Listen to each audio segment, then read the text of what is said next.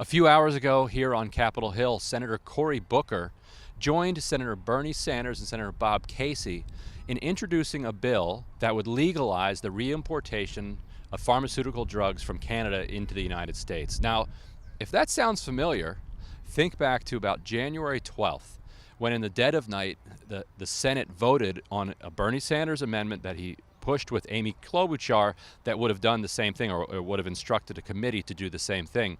Booker, Casey, and 11 other Democrats voted against that provision at the time. Now, this was before the mass resistance that Donald Trump formed. This is before the Women's March, before the Tuesdays with Toomey across Pennsylvania, and all the activism at airports and everywhere else around the country. It was before Democrats really understood that times had changed. There was an extraordinary backlash when people woke up the next morning and heard that Cory Booker and a dozen other Senate Democrats had actually voted with Republicans to protect Big Pharma. That may have been something that would have slid under the radar several years ago, but now in the age of Trump, people were paying much more attention. And salt in the wound was that just that day or the day before, Donald Trump himself had said he would be okay with importing drugs from Canada. Now, he later met with drug CEOs and came out of that meeting and said, well, maybe we don't need to do that after all. But whatever, for a moment, Donald Trump was more progressive than at least 13 Senate Democrats. The outrage has carried over, and it has sullied Cory Booker for the last month. And so today, he stood up with Bernie Sanders in front of the cameras and said, I am supporting this Bernie Sanders bill, and they introduced it into the United States Senate. And I think that is a direct result of the activism that has been done generally around the country, and also particularly on that issue. Cory Booker and Bob Casey both say that the reason they joined this is that they were able to get safety provisions written into the bill. Congratulations to them. It's good that safety provisions are in the bill. However, the Bernie Sanders amendment back in January 12th did have a provision that instructed the committee to write robust safety provisions into the bill when it was written out of committee. And a lot of this is kind of complicated legislative lingo, but the general point here is that politically speaking, Cory Booker felt the heat and he joined Bernie Sanders, and the party is unifying in a more progressive direction. One comment is that Democrats will vote with Republicans unless people are watching. I think that's a fair comment. I think so. The vote was called a vote-a-rama, which is it happens once or twice a year in the Senate, where there are just dozens and dozens of votes, and they happen like from the evening all the way up until the early morning. And so there was actually another vote that focused on lowering drug prices, and the Senate Democrats who voted the wrong way on the Bernie one will say, well, look, we voted for this one, so why are you climbing all over us for this one? But I do think what happened here is significant because, as she said, they didn't necessarily think that people were watching and that there was going to be the kind of blowback that they got from it. The intensity of the heat that they felt wasn't like anything that had come before. Now, this has been a slowly evolving process starting around 2009 when President Obama was in his first term, and the blogosphere was in full swing, and the president was trying to push through both Wall Street reform and Obamacare. Whenever you would have small movements one way or the other on, say, the public option, the blogosphere and progressive reporters were all over it, and progressive activists would flood Max Baucus's office or something like that with phone calls. So it's not as if people like Cory Booker can say that they were caught off guard, because this has been something that's been slowly building since 2009, eight years ago. But it really came to fruition on that. This was a tiny vote. It was legislatively meaningless, this middle of the night vote, because all it did was instruct a committee to write this legislation, and the committee is under no obligation to actually follow those instructions. So in other words, even if the Senate had passed this Bernie Sanders amendment, it wouldn't have gone through the committee necessarily. It wouldn't have gone through the Senate. Wouldn't have gone through that. Wouldn't have gone to President Trump. It was just a vote. But to think that even on a symbolic vote like that, 13 Democrats didn't feel like they could break with Big Pharma is interesting in its own right. You would think that somebody that a Senate Democrat could say to Big Pharma, okay, look, I'm with you. Thank you for all of the contributions. Thank you for everything your industry does for my state. I'm always with you. But look, this is a meaningless vote. I'm gonna be with the Democratic Party. I'm gonna be with progressive activists where they want me to be on this one. But don't worry, I've got your back. And they didn't even do that on what is effectively policy-wise a meaningless vote. The fact that Booker and Casey today, and Casey, by the way, is up for re-election in 2018 in Pennsylvania, so he sees which way the wind is blowing here, and he thinks this is a smart political move to get behind this.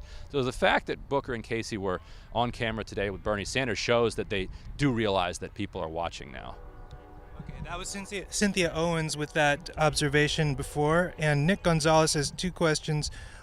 What's the timeline for this bill, and also, do you think it's detrimental for Bernie and progressives to join with corporate shills? So on the timeline, this is a Sanders bill. He has one independent, Angus King, but Angus King caucuses with Democrats. So they need, in order to get 60 votes, they'll have to find some Republicans. However, there were a significant number of Republicans who voted for this. So there's really no question on the timing. No answer on the timing. It's there. It has to go through committee.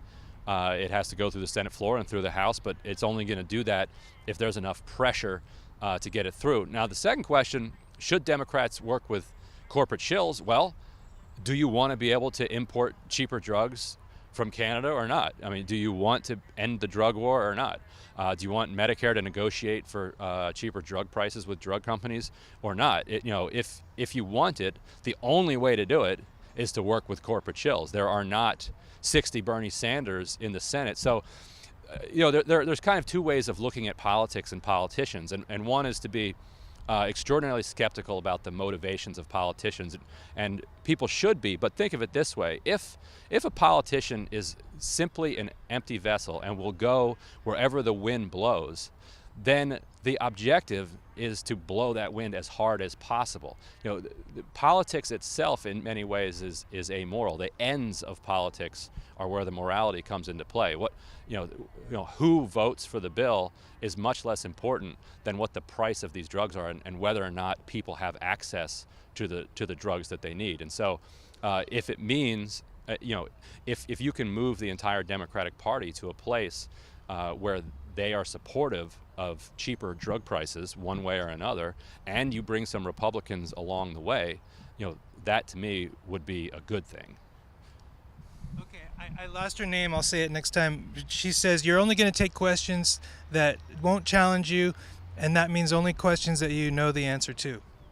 There are an extraordinary number of things that I don't know the answer to. It wouldn't be very useful for you guys if I took a question that I didn't know the answer to. I'm happy to take the question and tell you that if I do or do not know the answer to it. Maybe you could expand and just show what Sure. tell them what your background is, so they know where you're coming from in terms of expertise. Sure. So I've been a congressional reporter for about 10 years up here in this building. I usually work over here on the far side, which is the Senate side. So kind of have a general understanding of the way that the House and the Senate work.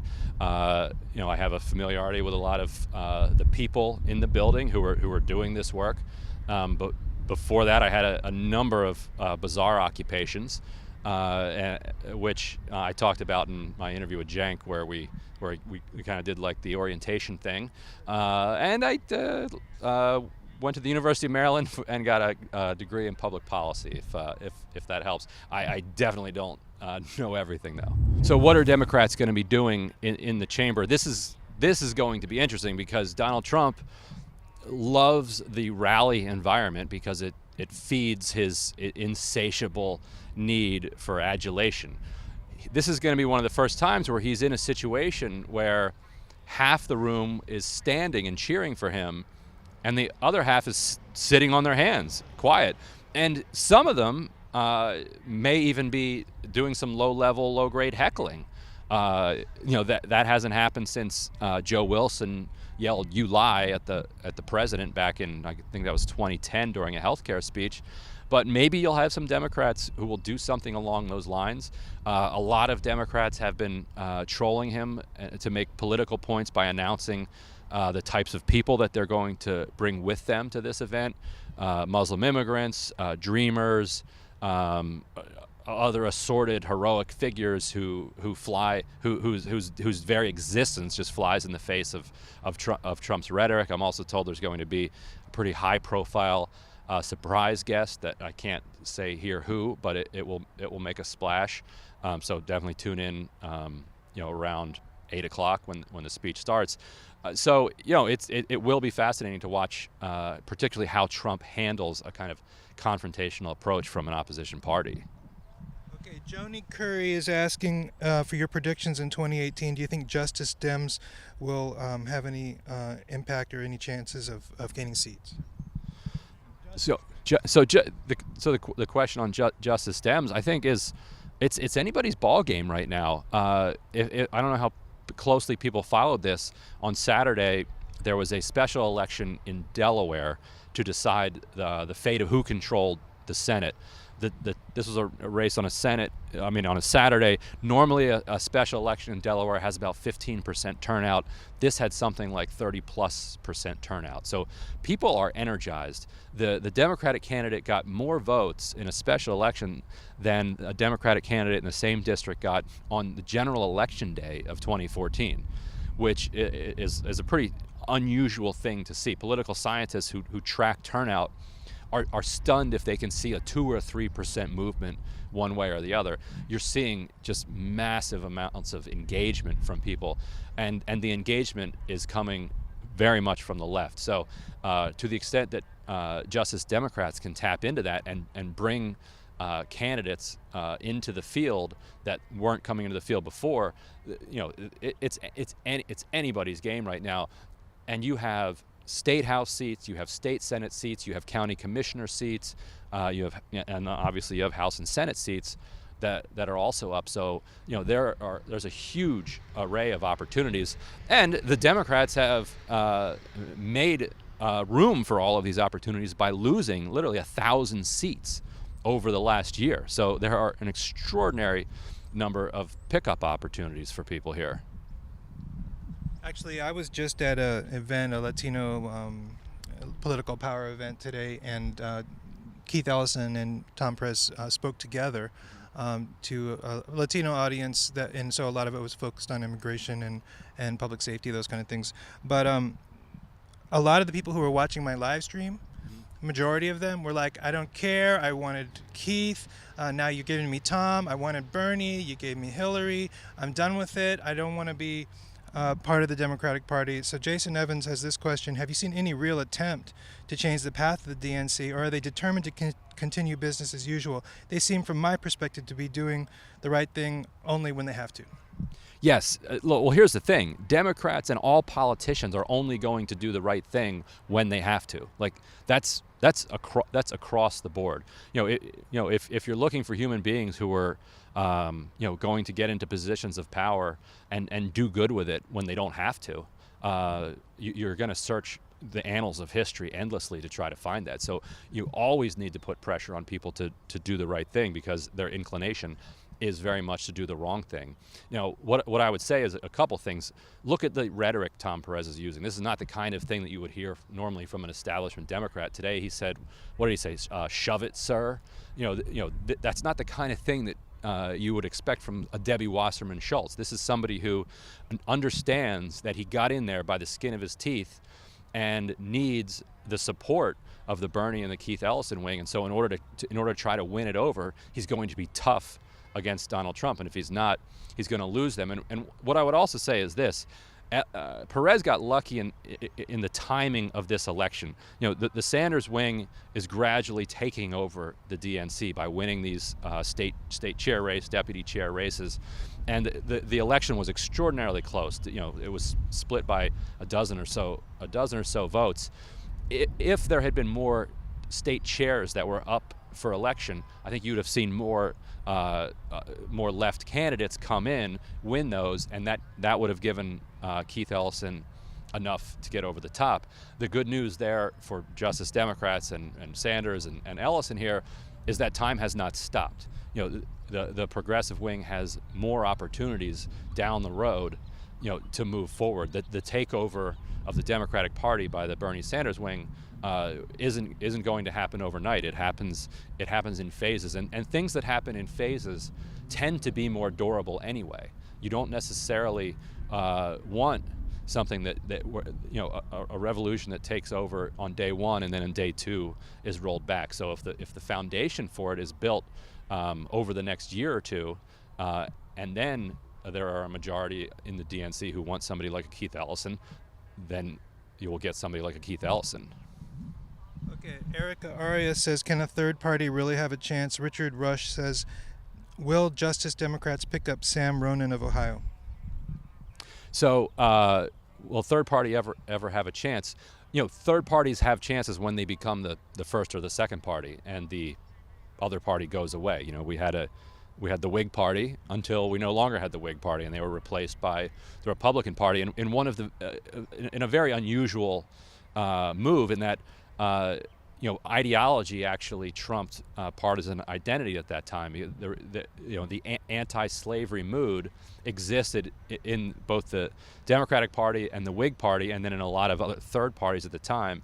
They all formed together eventually to create what was then the Republican Party. But partisan identity is much stronger now, which is going to make it much harder for that kind of evolution to take place again. If you have a shakeup of the political spectrum, like you're seeing, where you have a splitting of the Republican Party, if that comes along with a splitting of the Democratic Party, then it's possible that they reform. But you're not going to have a situation where you have three static parties, like let's say a left, center, or a right party, because we have what's called first past the post. The winner of the election is the person who finishes first, whether they got 55%, 45, 35%. Bill Clinton won with something like 42%. In a parliamentary system, you can have as many parties as you want, and they form a coalition after the election. In our system, whoever, if you get 38% and the other two parties split with 30, then the party with 38 wins, and that then says to the other party that got 60, 60% of people didn't vote for the winner. They start saying to themselves, well, we need to form a party, and you're back to two parties, which is why you'll never end up having three static parties in this system, unless they change it to a coalition-driven parliamentary system. Carolina Heredia says, I was wondering if the Bernie movement is infiltrating the DNC, and Tehaswi Raghurama says, give us 3 reasons why progressives shouldn't make a third party. So is the Bernie wing infiltrating the DNC? I think, well, absolutely. A, the deputy chair is Keith Ellison. B, Keith Ellison got something like 200 votes on the first ballot out of only, I think, 442 that were cast. So that's almost a majority. And give it a little bit more time, and I think you'll have enough state. And you continue to see this energy on the ground, you will. So that, which bleeds into the question of 3 reasons why they shouldn't form a third party. Folks want to form a third party. I'm not here to stop anybody from doing it. This is America.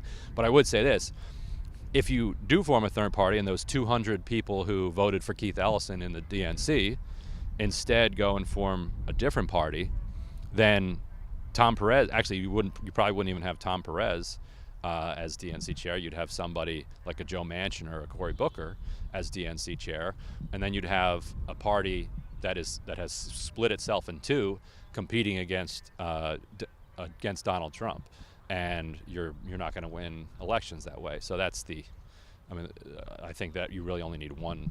There's really only one answer to that.